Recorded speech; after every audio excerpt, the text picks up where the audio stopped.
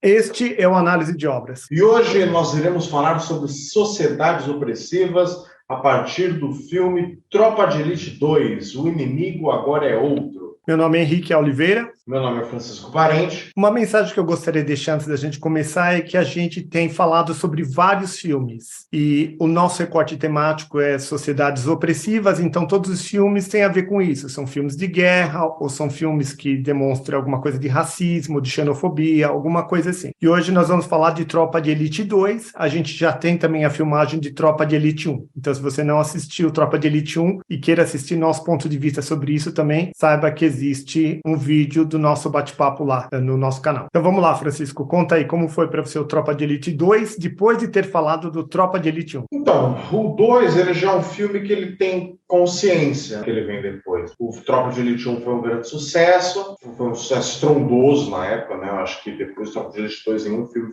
brasileiro fez tanto sucesso assim. Foi um filme muito marcante, as pessoas repetiam muito falas dos personagens e tudo mais. Então o 2 parece que ele vem com uma missão de fazer uma autocrítica, né, porque foi um filme muito polêmico, como a gente falou, tanto que no começo do filme eles já colocam, né, a visão de alguém de esquerda sobre o Tropa de Elite, né, e sobre como o BOPE age, e depois a gente vê o Capitão Nascimento entrando numa churrascaria sendo aplaudido, né, que foi o que a outra parte do público sentiu ao ver o filme, né? A gente teve o Capitão Nascimento como um herói, bandido bom é bandido morto, tem que matar mesmo, tem que ter dó desse vagabundo. É um filme que ele tem uma consciência disso, e ele parece que ele se dá uma missão, assim, de ser uma aula didática para falar que o problema da segurança pública não é o traficante, não é a maldade humana, não é só a corrupção da polícia, mas é todo um sistema político que sustenta isso. Então o inimigo agora é outro, que é um estudo bem mercadológico, que agora o inimigo são os políticos.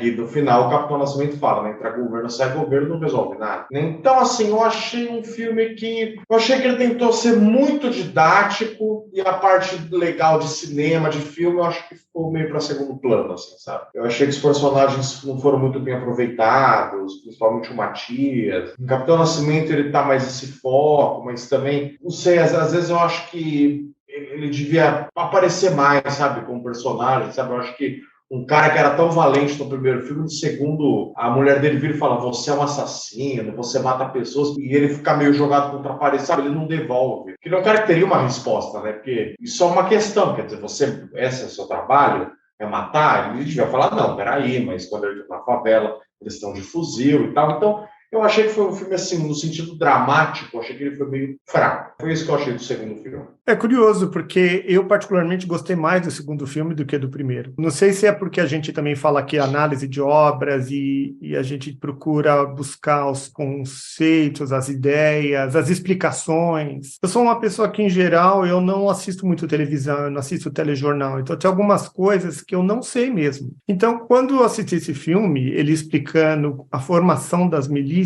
dessa forma didática que nem você falou, para mim já é um trunfo. Então, para pessoas como eu, por exemplo, esse filme, esse didatismo, essa explicação é muito válida. Eu não tinha uma clareza sobre como isso se formava e como isso estava e como isso está nas entranhas do nosso governo. Então, ele sugere que, inclusive, hoje, dentro do nosso executivo, existem pessoas assim, que vieram das milícias e que se formaram, talvez de uma forma parecida.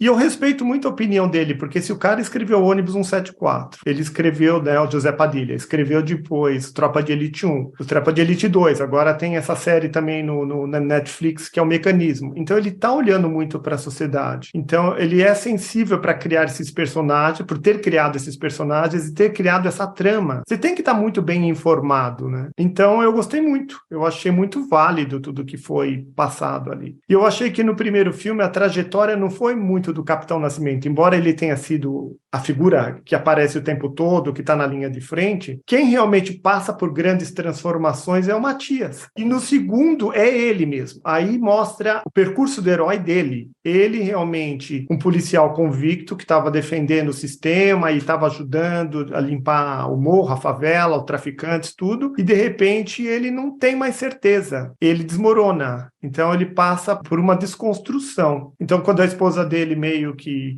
se opõe, ou mesmo vai casar com um opositor e tudo mais, mostra que interessante, peraí, a vida não era tão quadradinha assim, tão certa como ele imaginava e como muita gente imaginava. Então, eu achei isso muito válido. O que você achou disso daí? Não, eu lembro que a primeira vez que eu vi, eu achei interessante isso, né? Que ele toma esse revés e o cara ir na casa com ela. Porque é legal, porque aí a gente constrói também uma alegoria de uma geração, e é interessante porque quando eu vi o filme no cinema, o filme de 2010, eu tinha mais ou menos a idade do filho dele, né? No filme. Eu tinha uns 15 anos, mais ou menos. O filho dele tem mais ou menos essa idade. É interessante que a gente tem, assim, duas figuras, uma figura mais conservadora, né, à direita, que é o Capitão Nascimento, e outra figura à esquerda, que meio que, assim, disputam essa geração. Qual narrativa, digamos assim, que é um termo bem utilizado, né, que vai influenciar mais a essa geração? Uma narrativa mais à esquerda, uma mais à direita, né? No final eles acabam meio que fazendo as pazes, se juntando. Eu acho que nisso o filme ganha. Mas eu acho que, por exemplo, em outras coisas o filme ele acaba pecando. Que, por exemplo, eu achei que o Matias ele ficou muito de escanteio esse filme. Sabe assim, porque no primeiro filme ele era um cara de dilemas, ele fazia faculdade de Direito, ele lia Foucault, ele ia na ONG da favela, né? Mas ele também era policial, então ele ficava assim nesse dilema, quer dizer,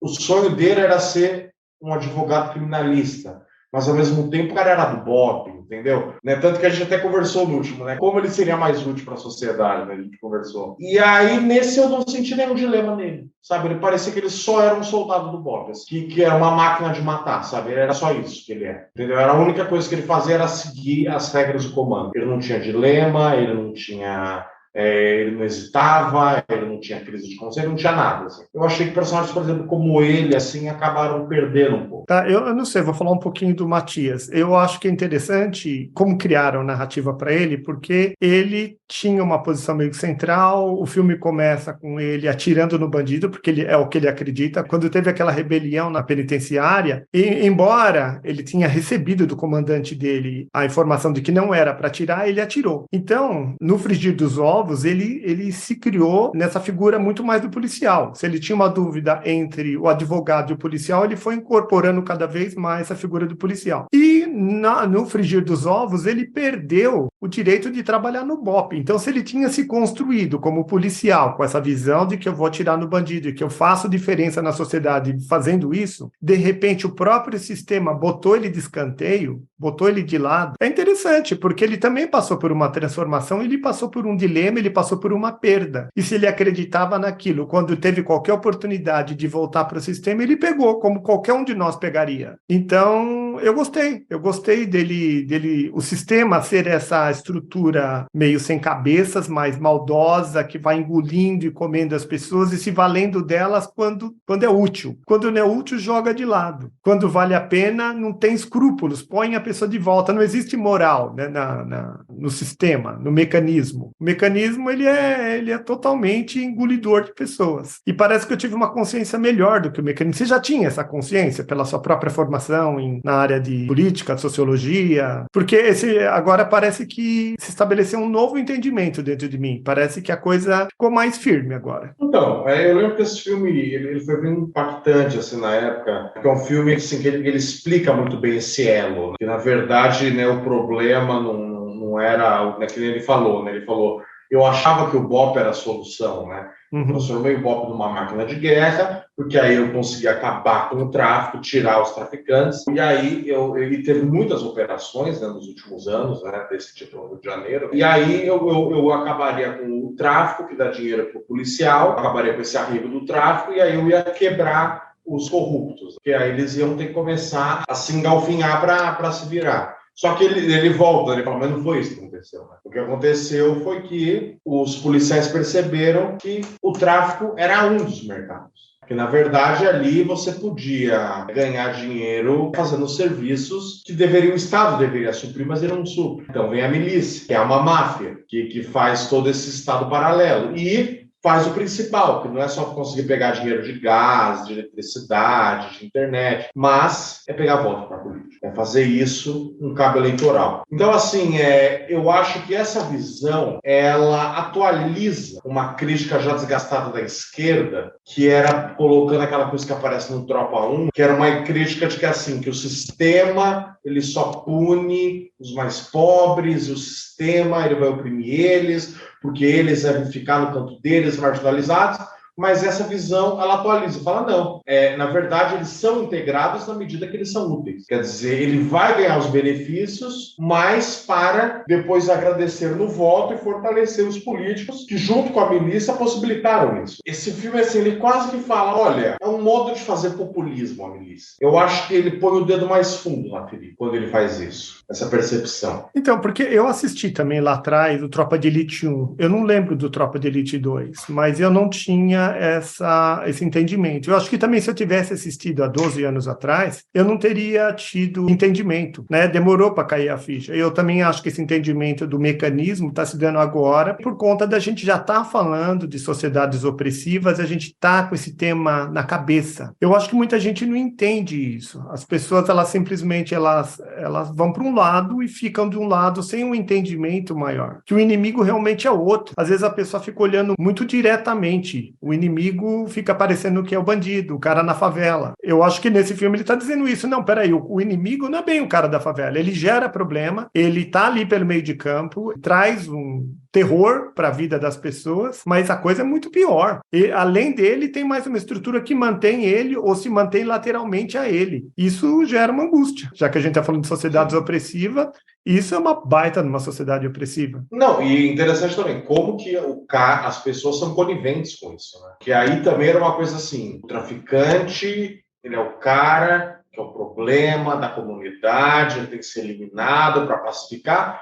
mas aqui a gente tem uma milícia que torna o pessoal da comunidade como um parceiro. Quer dizer, vota no meu político, né? Vota em quem eu pedi para você votar. Eles acabam cooptando essas pessoas em troca de favores materiais que elas não teriam de outra maneira, né? É um estado paralelo, mafioso, mas as pessoas ao mesmo tempo são coniventes com isso. Eu assisti um pouco dos criadores falando, né? Os criadores dessas ideias do Tropa de Elite 1 e 2, José Padilha, que é o diretor, mas ele se coligou a duas outras pessoas, que foi o Rodrigo Pimentel e o Braulio Mantovani. Mas esse Capitão Pimentel, que foi onde ele se inspirou lá para o Capitão Nascimento, esse camarada, ele tá aí.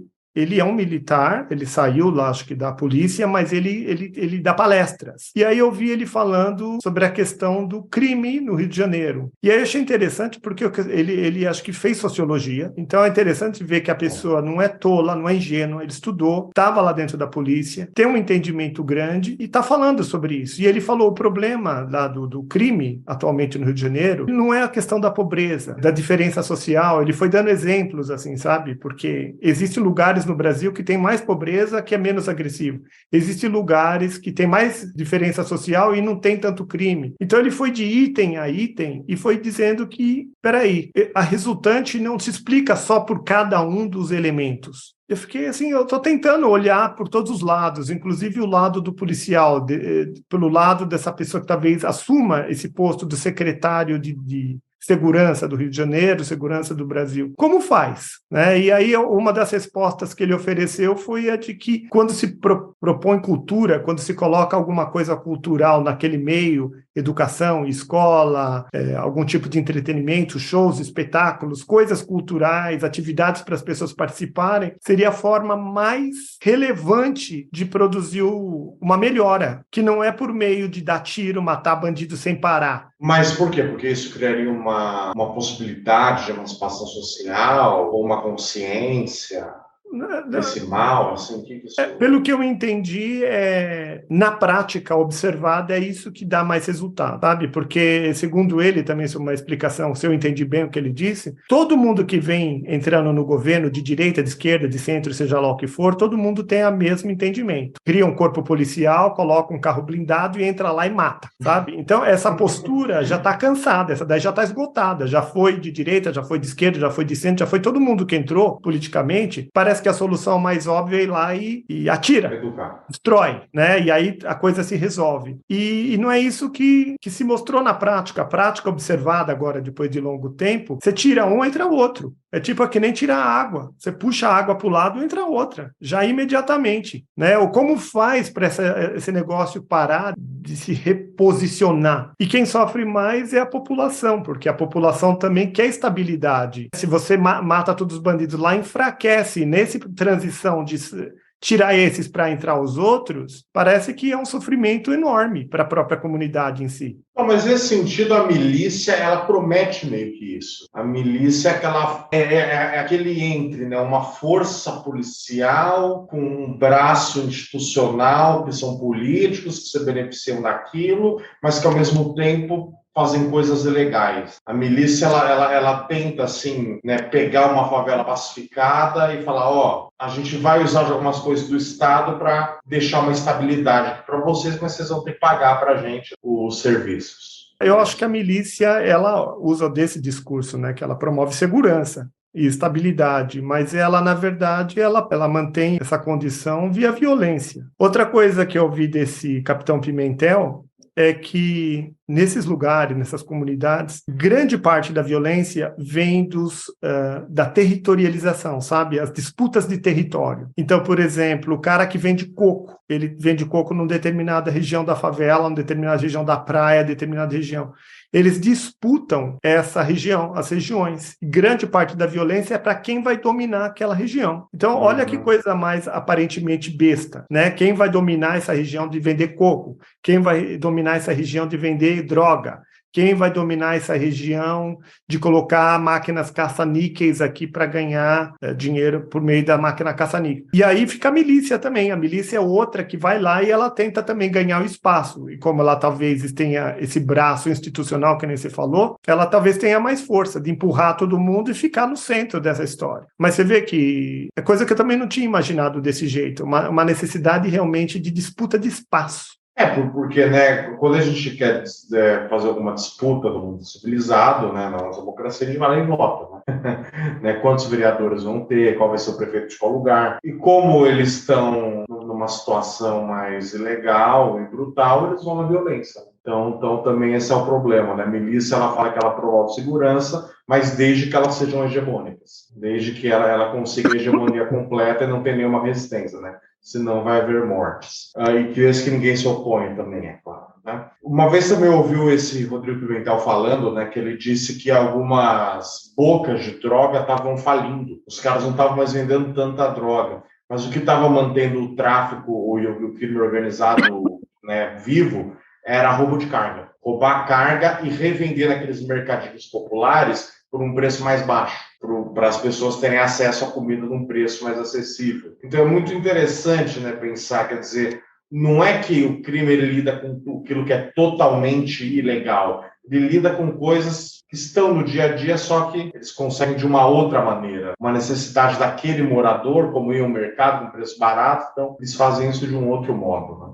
Mas que não deixa, de certo modo, de ser um avanço, se a gente pensar, por exemplo, no uso da internet, da eletricidade, do GatoNet, né? Entendeu? Interessante isso, né? Quer dizer, onde o Estado falha, tem uma milícia, né, para poder garantir esse funcionamento. Você falando disso me toca em outros lugares, porque imagina as empresas que são roubadas, né? Imagina você tem uma empresa que você paga imposto, você paga tudo quanto é raio de coisa, existem fiscais em cima de você, e aí você tem uma carga grande, que vale muito, roubada, e você espera que o Estado te recupere aquele dinheiro, aquela questão, porque afinal de contas você é o contribuinte grande do Estado, com todo o seu trabalho, com os empregos que você gera e com tudo mais. E aí, na verdade, não. Você é roubado, azar teu, e aí você entra no metrô, aqui no metrô vivem vendendo esse tipo fone de ouvido, coisa boa assim, por R$20, R$15. Eu falei, nossa, mas como que esse pessoal consegue vender um fone de ouvido bom desses por R$15, R$20? Muito provavelmente é carga roubada. E tá vendendo no metrô e todo mundo tá vendo. Tem uma conivência, né, da população. Não, tem uma vista grossa, você não quer se envolver, tá ali na tua cara, você tá vendo, o que você vai fazer? E aí tem essa postura também que a gente já falou dela algumas vezes. A gente tem, parece que também nosso debate sociedade opressiva tem um pouco disso também, né? Tem coisas erradas na nossa fuça e a gente não tem culhão, não tem a força, não tem a disposição de querer resolver. Tá todo mundo fazendo vista grossa porque é você que vai sair da zona de conforto para tentar fazer isso. Se nós que estamos debatendo aqui, imagina os outros que não estão nem debatendo. Você acha que políticos como Fraga fazem diferença? Eu acho que sim. Eu acho que alguém tem que fazer oposição, porque o povo se sente fraco.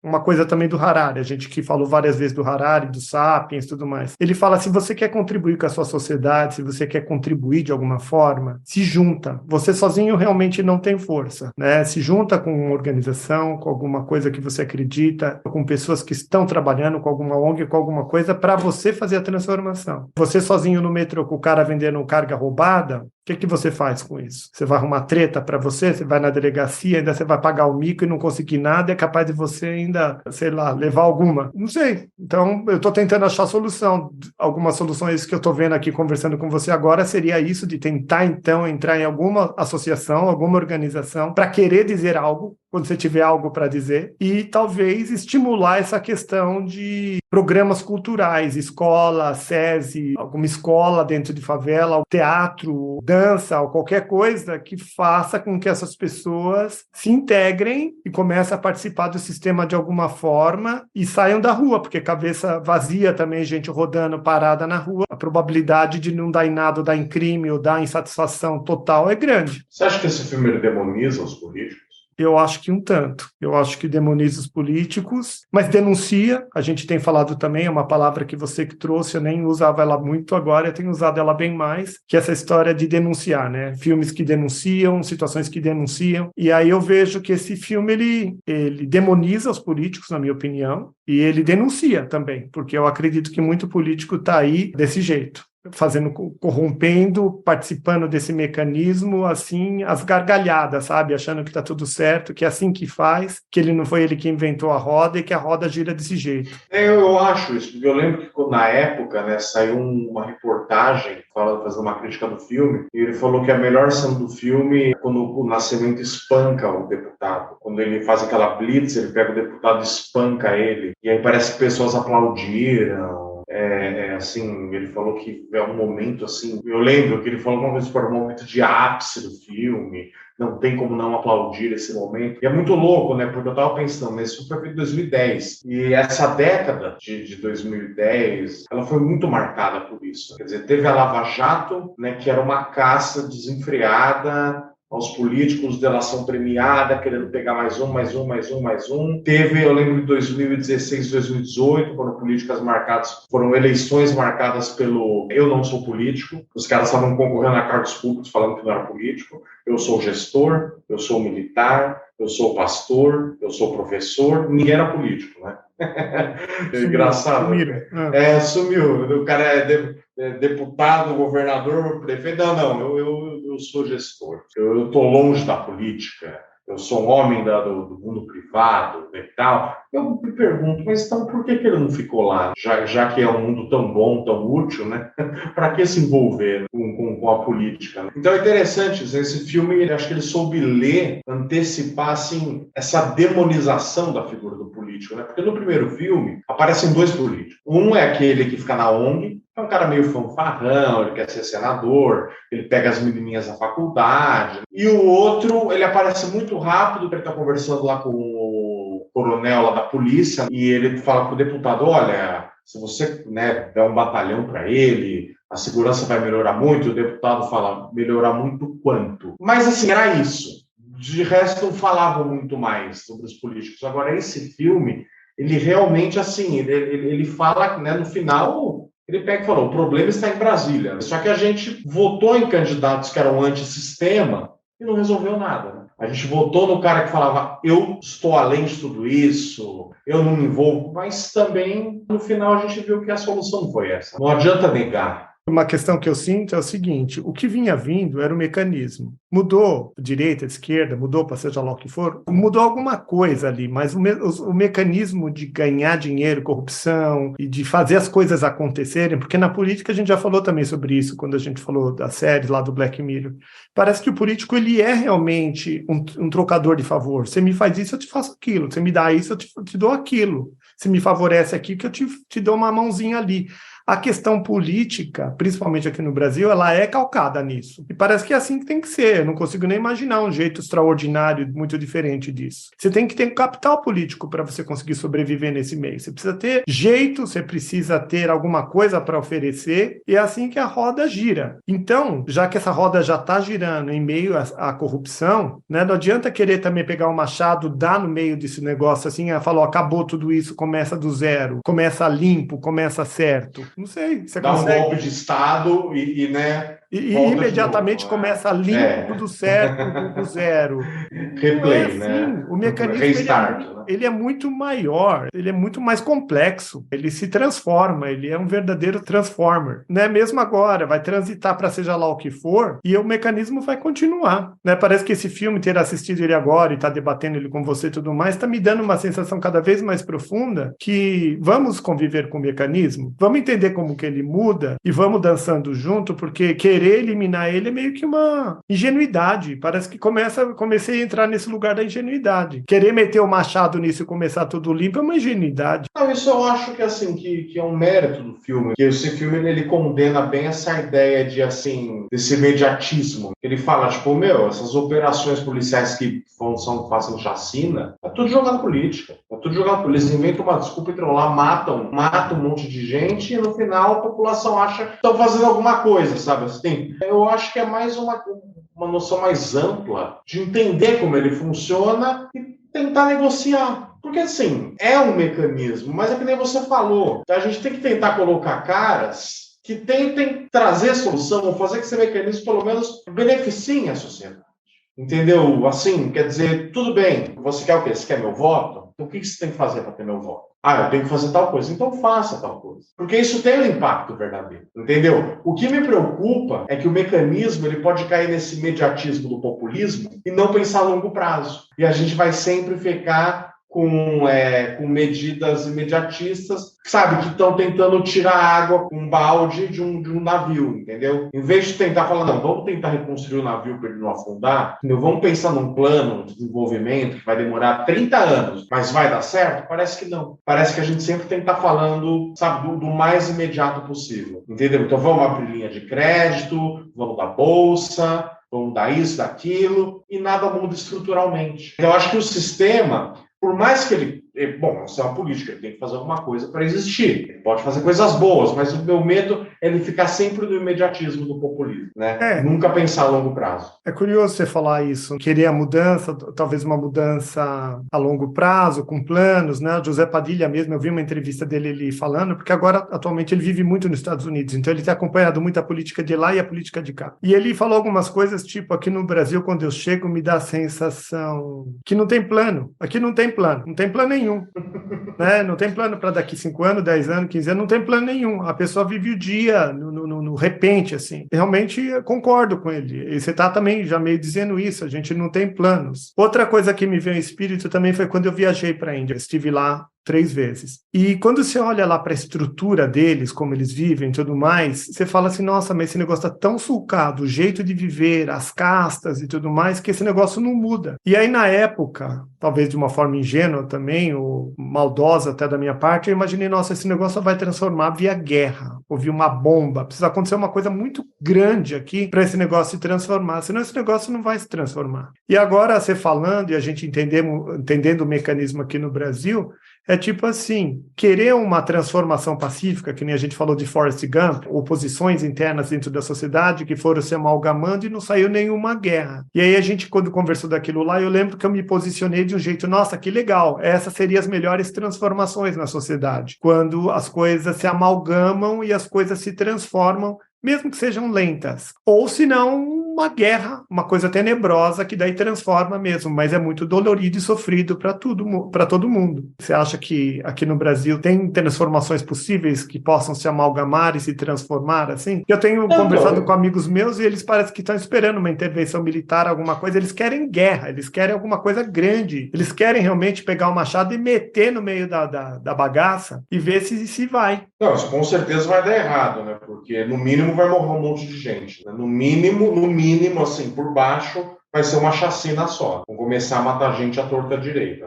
E isso vai isolar o Brasil internacionalmente também, no mínimo, que a gente aí sim vai virar uma Venezuela, uma Cuba, né? Então, acho que meter o machado no meio não é inteligente do ponto de vista até internacional, político e econômico. Mas assim, cara, eu acho que o Brasil é um país que ele é muito rico. É um país que tem muito recurso. É um país que, na geopolítica, ele está num lugar de destaque na América Latina. Tudo bem que o mundo, a Europa, às vezes não liga muito para a América Latina. Mas, pô, ainda assim é um lugar de protagonismo, entendeu? Então, assim, o Brasil, a gente tem a Amazônia, entendeu? Então, acho que, assim, dá para abrir muitas negociações. Mas eu sinto que parece que, assim, que a população parece que não sabe ler o que está acontecendo, sabe? Parece que qualquer debate realmente interessante acaba sendo esgotado por alguém de viés de esquerda ou de direita, meio tosco, assim, sabe? Sabe essa impressão que eu tenho?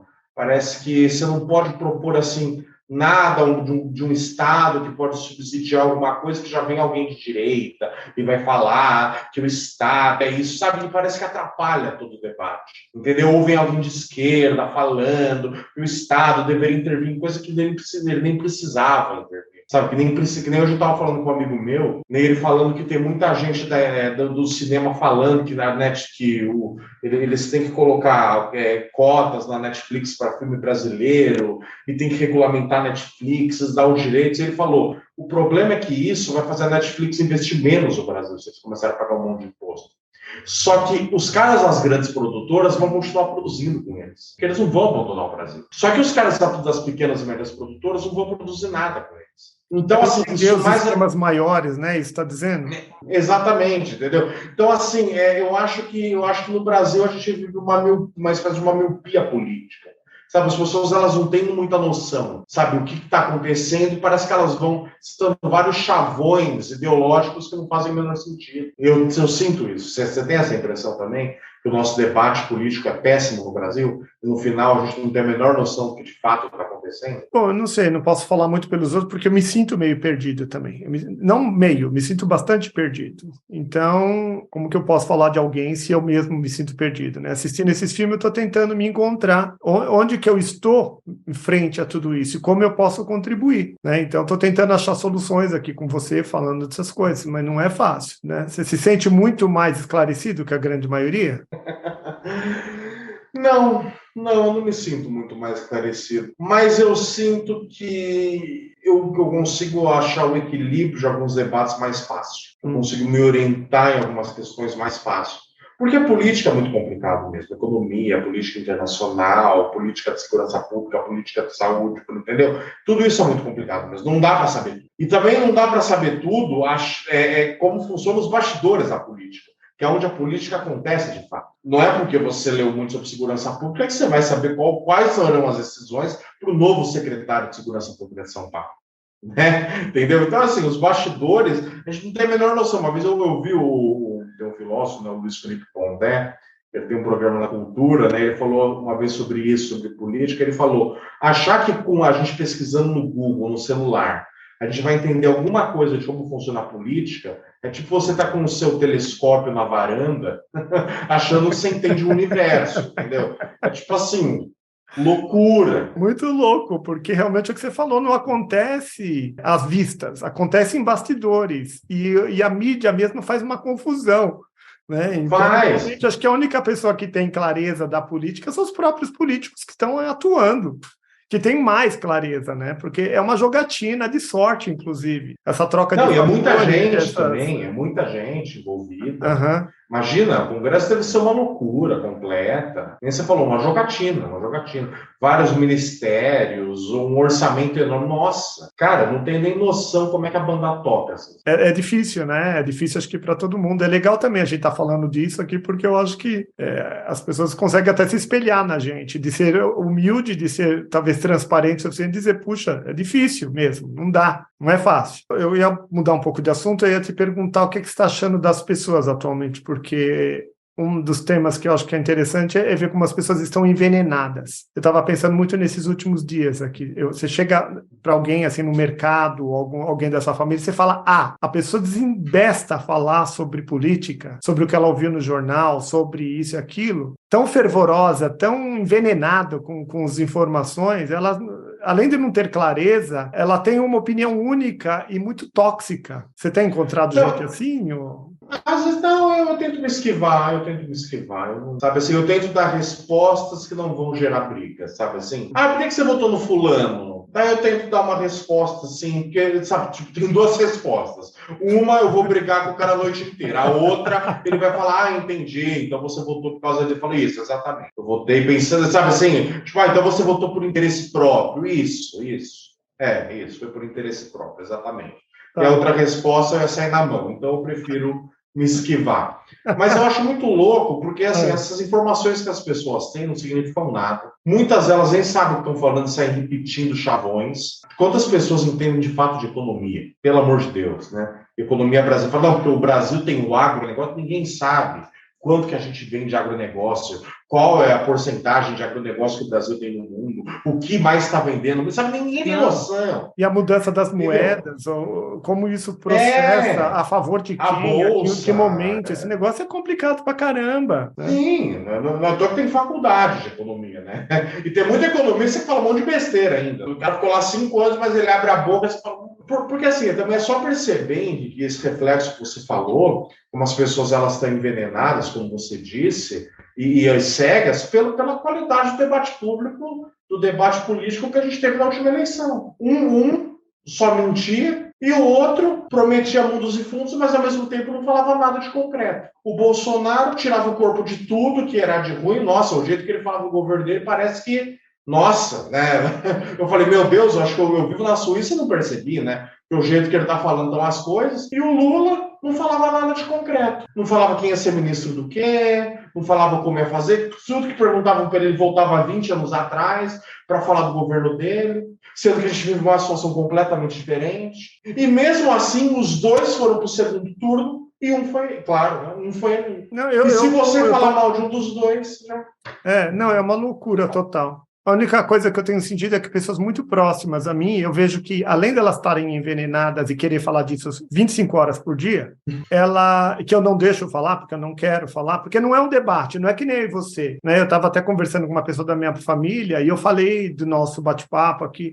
Aí eu falei, nossa, mas o que você está fazendo aqui comigo não é o que eu faço com o Francisco, porque você não está tentando ver razões ou me dando oportunidade de falar. Você está com um discurso pronto, único, e você só fala, né? Não é a mesma coisa, você está envenenado. E aí eu vejo que a pessoa, além de envenenada, que ela já está, ou possuída, sei lá qual seria a melhor expressão, ela volta toda hora para a televisão ou para a internet para se alimentar mais do veneno. Ela vai lá e toma mais um copão de veneno, sabe? Depois ela volta, mais turbinada ainda. E... Foi a famosa briga política no Natal, Henrique? Não teve, porque eu não deixo progredir também, né? Eu falei um tanto disso que realmente não estava me sentindo debatendo, que com você eu me sinto, né? Você fala, eu falo, eu não sei, você não sabe, você sabe, não sabe, você dá a sua opinião, eu dou a minha. Não, o outro não deixa você falar. Eu fico impressionado quantos especialistas eu conheço. Eu conheço gente que é formada, né, em ciência política, economia, relações internacionais, né? tem pós-graduação em política de segurança pública, política de saúde pública, política de educação pública. Nossa, eu fico impressionado. Eu falo, nossa, como essa pessoa é estudiosa. Eu nunca vi ela ler um livro na minha vida, né? Mas quando ela abre a boca, ela sabe de tudo, né? Nossa, impressionante. Olha, Eu queria ter metade do repertório que essa pessoa tem, viu? Acho que eu já ia Não, morrer inclusive, feliz. no dos meus, desse tipo de conversa, eu falei, nossa, você está muito informado, né? Você está lidando com uma pessoa muito pouco informada e você está muito informado, né? Porque o outro está disparado, é o que você falou, ele sabe de tudo e ele tem certeza. E o pior é isso, ele tem certeza de tudo que ele está falando. Aí não dá. Vamos para as notas, Francisco? Vamos lá. O que você achou desse filme? Nota para a capacidade instigadora do filme. O filme, ele me instigou, sim, mas eu achei que ele foi um filme... Ele não foi um filme tão aberto quanto o outro. Eu acho que o outro, como era aquelas coisas que você tinha falado, que ele era meio que um quadro abstrato, cada um via nele e tal, né? Eu acho que isso foi mais interessante. Assim. Eu acho que esse até foi o mérito do outro filme, né? Eu acho que esse filme ele tentou ser muito didático, ele abriu espaço para debate, mas ao mesmo tempo também eu achei que ele tentou responder coisas assim eu senti que as provocações estavam muito acima da resposta. Sabe, a resposta foi tipo, olha, o problema está em Brasília, o que nós vamos fazer? Então, assim, eu achei que o filme me fez pensar, mas o mérito está mais em mim do que no filme, entendeu? Eu não sei se o filme queria que as pessoas pensassem tantas. Ele queria denunciar, mas eu não sei se a reflexão como tinha no outro, com aquele final enigmático, né? O que significa a morte do baiano? Foi bom? Foi ruim? É uma barbárie? Não é? Quer dizer assim. Então eu dou um 7 para esse filme. Tá. Não, eu dou mais. Eu dou 9 para esse filme porque eu gosto dessa parte didática. Eu que estou mal informado, o filme me informou e me botou para pensar sobre o que eu não estava nem sabendo. Então, 9 para essa questão. E a questão do enredo, o que você achou? Então, o enredo foi aquela coisa, né? Eu acho que o filme perdeu oportunidades boas, assim, de explorar, por exemplo, a figura do Matias com mais profundidade. Eu realmente foi até da primeira vez que eu vi, eu até não tinha gostado muito, sabe? Eu achei que o Matias ele apareceu pouco, e aquele cara cheio de dilemas e pensamentos, sabe? Eu não sei porque eu até fiquei pensando, sabe, sei lá. E se eles colocassem aquele menino que ele foi levar o óculos, ele virou traficante, será que o Matias torturaria ele? Ou se aquela namoradinha dele virasse uma política e confrontasse ele? Então, assim, eu pensei uma série de coisas que poderiam ter evoluído do primeiro para esse e não aconteceu. Ficou muito assim, Nascimento virou o super-herói que espanca bandido e resolve a situação na maca, entendeu? Então, eu dou um 6. Eu não vou dar muito mais, eu vou dar um 7,5, porque ele contou a história dele, me expôs a coisas que eu não tinha pensado. Então, ainda voltando um pouco na questão de ter me instruído, eu tô dando estrelinhas pro filme. Mas é um filme meio difícil de entender, eu achei, sabe? Eu mesmo, agora, antes da gente fazer o debate, eu volto no filme e assisto começo, meio, fim, vou picando assim no filme, para lembrar a sequência. E depois de fazer 2, 3 vezes o picadinho, não estava ainda, sabe, não estava ainda muito claro para mim qual que era a sequência do filme. Então, quer dizer, ou está contando muita coisa, ou está mudando muito de cena para cena, não sei, não me desceu redondo. Então, 7,5. Qual que é a última categoria? Como isso se relaciona com o nosso tema, sociedades opressivas? Eu acho que se relaciona bem, né? Eu acho que, assim, claro, é um filme que trata sobre isso, né? O filme, ele essencialmente trabalha as sociedades opressivas, né? Ele fala justamente do poder. Ao mesmo tempo que ele tentou ser muito didático, eu acho que ele tem esse mérito. Eu acho que dá para passar numa aula de sociologia, assim, sabe? Ou uma parte dele explicar como funciona uma milícia, a relação com a polícia, esse tipo de coisa. Ao mesmo tempo, eu acho que o filme, ele fecha muito, sabe? Tipo assim, esse é o problema, a solução está por aqui. Vista grossa, prender e tudo mais, mas também acabou gerando uma coisa... A gente viu esse lavajatismo que também não foi lá muito bom. Então, acho que ele parece, não sei, ele parece meio ingênuo ao mesmo tempo. Então, eu dou 8. Se relaciona, mas tentou responder... Assim, eu acho que o filme tentou fazer mais do que ele precisava, sabe? Se ele só apresentasse uma situação legal com tudo isso, para mim já ia ser 10. Mas eu acho que ele tentou ir além, sabe? Ele tentou, tipo, vou dar respostas. Aí eu acho que o filme já se perdeu. Então, eu dou um 8. Eu dou mais. Eu acho que, como a gente está falando de sociedades opressivas, a gente já viu vários modelos. Eu mesmo tenho escrito, né, cada vez que eu vou postar os nossos vídeos, eu escrevo lá os assuntos intrigantes que vieram de filme a filme. E aí eu pego um modelo de um filme e começo a trocar. E aí eu vejo quão diferentes são os textos. O que esse filme apresenta como sociedade opressiva é muito diferente do que ofereceu o Forrest Gump, por exemplo, ou que o Hotel Ruanda. Eles são filmes essencialmente diferentes, mas todos eles estão tratando de sociedades opressivas, né? Então, eu acho que ele se encaixa super bem em sociedades opressivas. Se ele for ingênuo, não sei, eu não acho que foi muito ingênuo, não. Para mim, não. Então, eu dou 9,5 para a questão de quão dentro do nosso tema ele está. Porque isso daí também é um atributo até meio nosso, né? Porque a gente está escolhendo esses filmes, e é lógico que se a gente escolheu bem, né? Então, eu acho que a gente escolheu bem esse filme. Por que o meio? 9,5? Geralmente eu só dou 10 quando eu acho que a coisa é fantástica, assim. 9,5 já tá muito bom, quer dizer, já eu concordo, carimbo nele. Então é isso aí, pessoal. O que vocês acham desse filme? Vocês acham que ele trata de sociedade opressiva, que ele é ingênuo, como disse o Francisco? Que as pessoas estão sabendo ler bem a situação, se o filme ajuda didaticamente a compreender o que está acontecendo nesse elo entre segurança pública, política. E, é claro, né, deixe sua opinião aqui nos comentários, compartilhe o vídeo para que mais pessoas tenham acesso a esse debate e deixe o seu like, que é fundamental. Isso aí, pessoal. Obrigado. Até!